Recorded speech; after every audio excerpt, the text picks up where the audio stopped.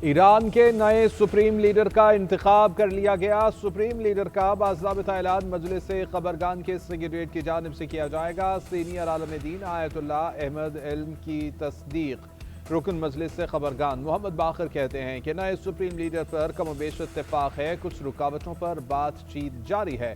عرب media کا دعویٰ ہے کہ مجلس خبرگان کی اکثریتی اراکین مجتبیٰ علی خامنائی کو سپریم لیڈر منتخب کرنے پر متفق ہیں۔ اعلان میں تاخیر سیکیورٹی خدشات کی وجہ سے ہے۔ 2 روز پہلے امریکی صدر ڈونلڈ ٹرمپ نے نئے رہبر معظم کے طور پر مجتبیٰ خامنائی کا نام مسترد کر دیا تھا۔ کہا تھا کہ اگلی ایرانی قیادت ایسی چاہیے جو امریکہ اور اسرائیل کو نہ دھمکیاں دے نہ خطرہ بنے۔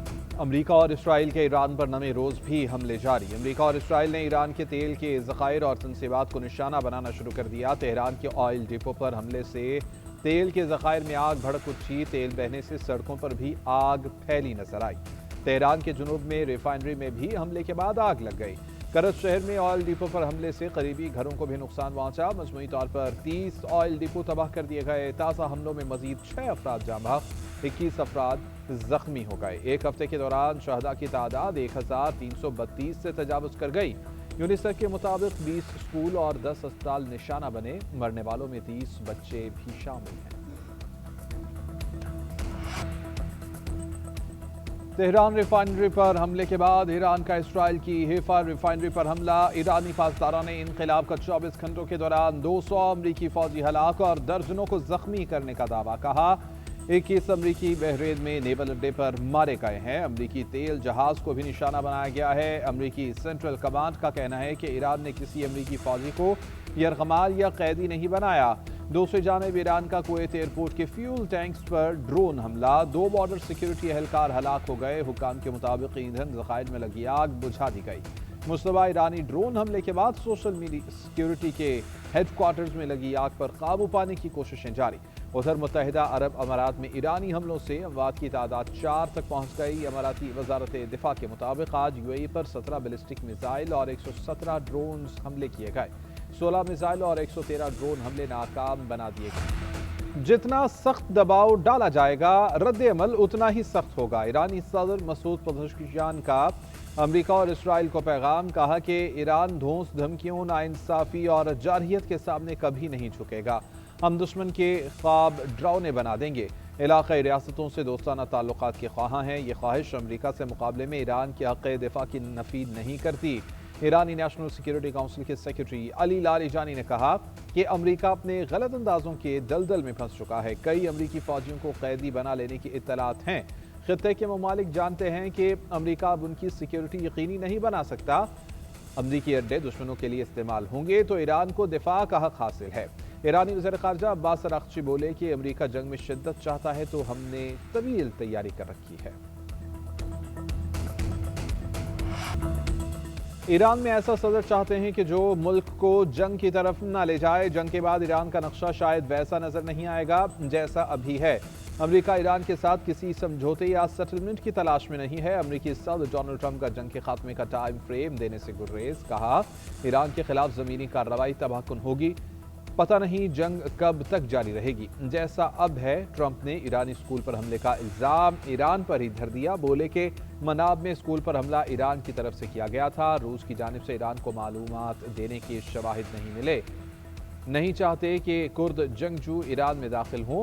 امریکی صدر نے تیل کی قیمتیں تیزی سے کم ہونے کی پیشگوئی کر دی۔ امریکہ کے ساتھ مل کر ایران کی فضائی حدود پر مکمل کنٹرول حاصل کر لیا۔ اسرائیلی وزیراعظم نیتن یاہو نے دعویٰ کیا ہے کہ ایرانی حکومت کے خاتمے کے لیے منظم منصوبہ موجود ہے۔ اسرائیل ایران کے خلاف جنگ پوری طاقت کے ساتھ جاری رکھے گا۔ ایران کے حملوں کا نشانہ بننے والے تمام ممالک کے ساتھ کھڑے ہیں۔ نشانہ بننے والے ممالک ہم سے رابطے میں ہیں۔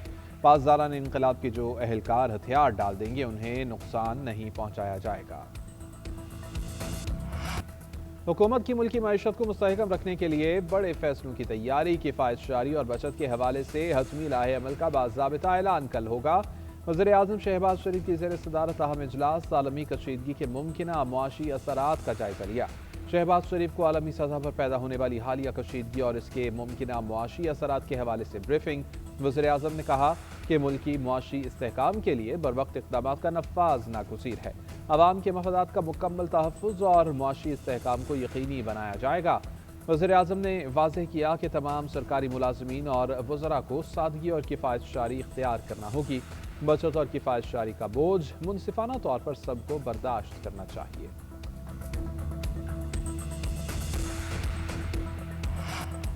افغانستان کی بلا اشتعال کارروائیوں کے خلاف پاک فوج کا آپریشن غزب الحق جاری۔ افغان طالبان رجیم کے 583 کارندے ہلاک ہو گئے، 795 سے زائد زخمی، 242 چیک پوسٹیں ملیا میٹ، 38 پر قبضہ کر لیا گیا۔ وفاقی وزیر اطلاعات عطا اللہ تارڑ کے مطابق 213 ٹینکس، بختربند گاڑیاں اور توپ خانے تباہ۔